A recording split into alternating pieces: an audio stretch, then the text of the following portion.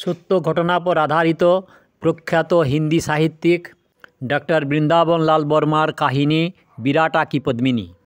পর্ব 10। বড় লড়াইয়ের পরে সৈনিক যখন বিশ্রাম পেয়ে আনন্দ বানায়, সেটা স্কুলের বাচ্চাদের হঠাৎ ছুটি হওয়ার পরে যে আনন্দ, যে হইহুল্লোড়, তার থেকে কিছু কম নয়।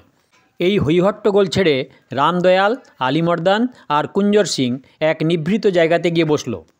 আলীমর্দান বলল, এ আর কি হইহুল্লোড়, যেদিন রাজা সাহেবের রাজতিলক হবে সেদিন অনেক বড় আনন্দ উৎসব বানানো যাবে।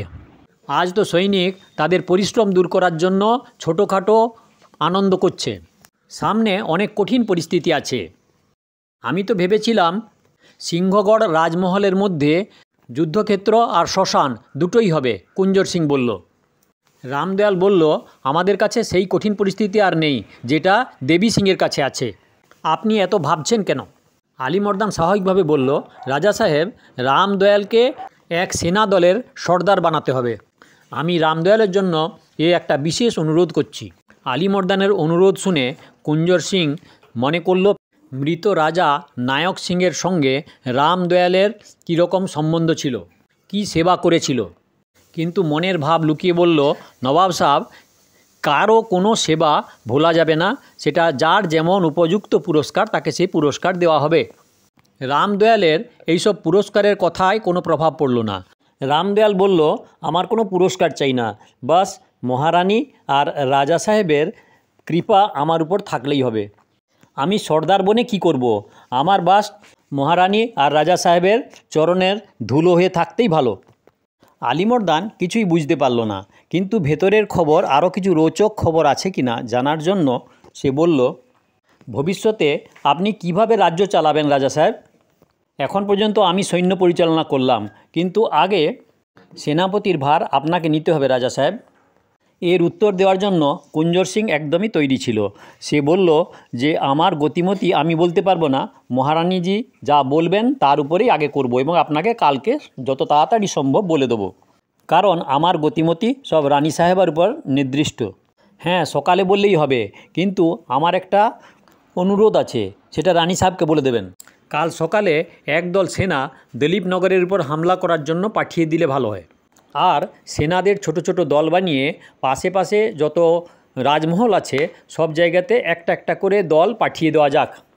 সেনার দলকে ছোট ছোট দলে বিভক্ত করা ঠিক হবে কি না সেটা কাল মহারানীর সঙ্গে আলোচনা করে সকালে এই খবরটা দেবো। সেনাদের ওই আনন্দ উৎসবের পরে রামদয়াল একটা সময় বের করে আলীমর্দানের সঙ্গে কথা বলার জন্য তৈরি হলো।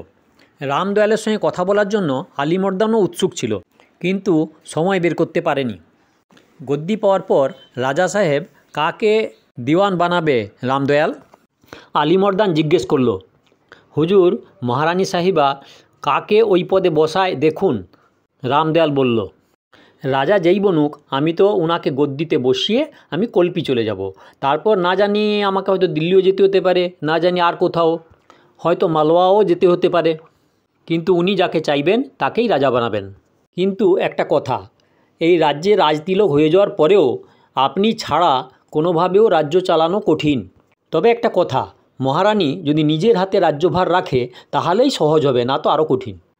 আলীমর্দান হেসে বলল, যদি রামদয়ালকে দিওয়ান বানিয়ে দেওয়া যায় তাহলে খুবই ভালো হয়।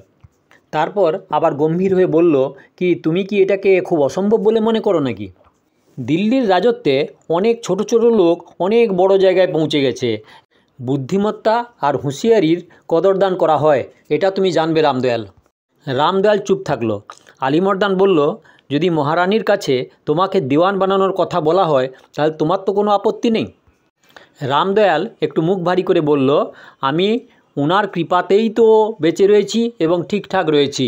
আলীমর্দান বলল, রাজা সাহেব তো খুব নেক আর অনেক সহজ সাদা সিধা লোক মনে হয়। এর উত্তরে রামদয়াল কিছু বলল না। এবার আলীমর্দান বলল, যে রামদয়াল, আমি কিছু কাজ দিয়েছিলাম, সেই কাজ আমার করেছো? আমি তোমাকে পালরে কিছু বলেছিলাম, মনে আছে? হ্যাঁ, মনে আছে। আলীমর্দান বলল, রামদয়াল, তুমি তো এর মধ্যে খুব ব্যস্ত ছিলে আর উলঝনের মধ্যে ছিলে, সেই জন্য কিছু বলিনি। কিছু খোঁজ লাগাতে পেরেছো? হ্যাঁ, লাগিয়েছি। কোথায়? না, বিরাটার এক গভীর জঙ্গলে গুপ্ত কোনো কিলা আছে, তার মধ্যে কোনো গুফার মধ্যে লুকিয়ে আছে। রামদয়াল বলল, তুমি এমন ঠিকানা বললে যেখানে কেউ যেতেই পারবে না, এমন ঠিকানা নাই বা বললে। রামদয়াল বলল, এতটা যখন খোঁজ করতে পেরেছি তো বাকিটাও ঠিক খোঁজ লাগিয়ে নেব। আলীমর্দান অনেক সাবধানের সঙ্গে নিজের দায়রার বাইরে গিয়ে বলল, রামদয়াল, তোমাকে অনেক পুরস্কার দেবো। রামদয়াল বলল, আপনাকে কথা দিচ্ছি আমি তাকে ঠিক খুঁজে বের করব আর আপনার সামনে করব, এটা আমার পণ। আলীমর্দান বলল, রামদয়াল, তুমি যদি আমার এই কাজটা করে দাও তাহলে তোমাকে দিওয়ানি তো পাওয়াবই রানী সাহেবকে বলে, আর তার সঙ্গে সঙ্গে আমিও অনেক বড় পুরস্কার দেবো। রামদয়াল বলল, আমায় তো বাস আপনাদের কৃপা চাই। আলীমর্দান গম্ভীর হয়ে জিজ্ঞেস করলো, তুমি ওকে দেবীদের অবতার বলে তো মানো না? একদমই না, এইগুলো সব মূর্খ লোকেদের মূর্খামি ছাড়া আর কিছু না। রামদয়াল, ওর নাম কি? কুমুদ। যখন রামদয়াল আর আলীমর্দানের কথা হচ্ছিল, প্রায় ওই সময়, ঠিক ওই সময় রানীর সঙ্গে কুঞ্জর সিংয়েরও কথা হচ্ছিল। ছোট রানী বলল, তুমি যা বলছো তার মানে হয় তোমাকে একা একা মরতে আর পচতে ওইখানে ছেড়ে দিলেই ভালো হতো। আমি ঠিক বলছি তো কুঞ্জর সিং? কুঞ্জর সিং বলল, আপনাকে দেখলেই আমার পাপ কাটে, কিন্তু একটা কথা বলবো, আলীমর্দানকে ডাকা ঠিক হয়নি।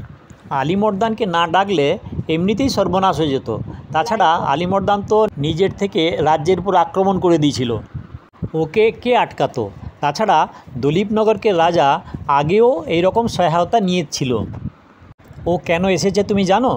ও এসেছে জনার্দন আর লোচন সিংকে শুলিতে চড়াবে বলে।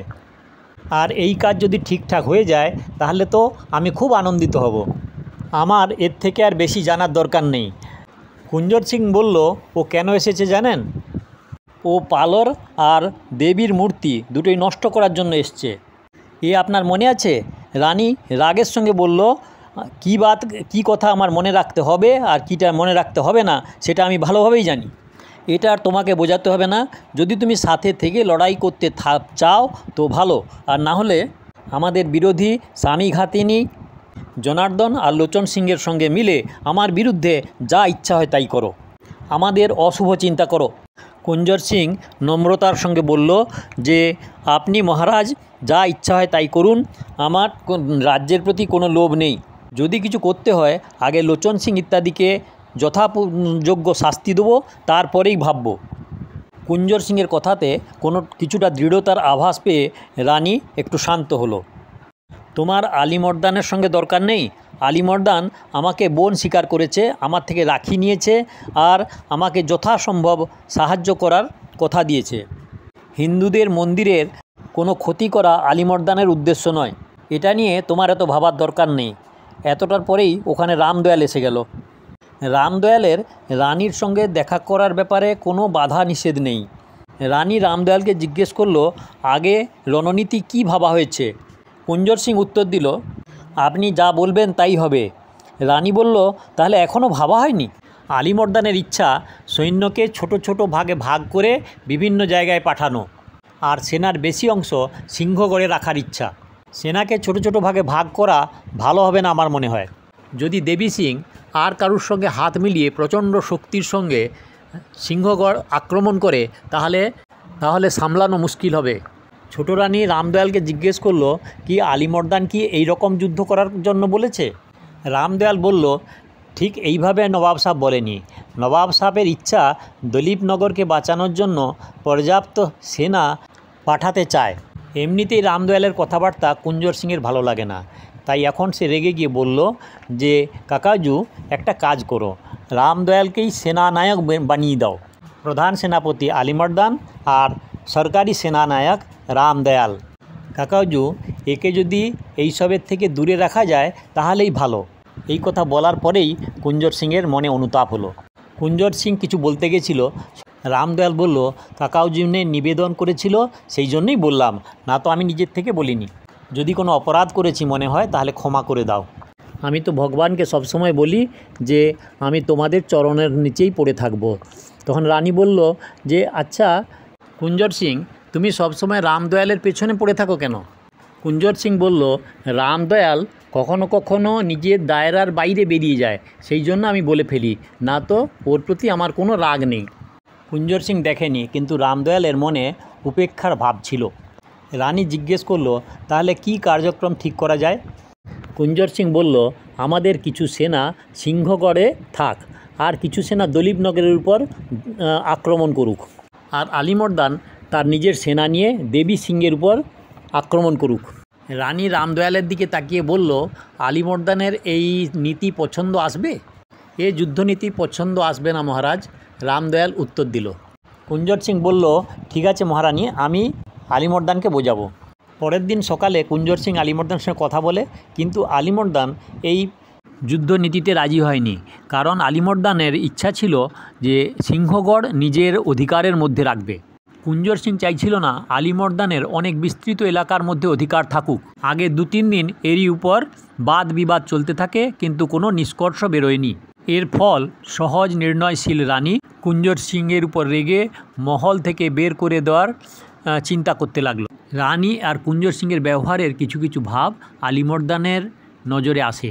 আলীবর্দন রাগ না করে নিজের ব্যবহার কিছুটা শান্ত রাখলো, আর আগে 2-3 দিন কোথাও কোনো সেনা পাঠানো হলো না।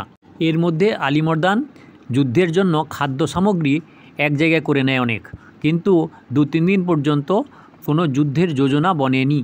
দয়া করে সাবস্ক্রাইব করবেন, ভালো লাগলে লাইক করবেন, শেয়ার করবেন। পেছনের ভিডিও দেখতে গেলে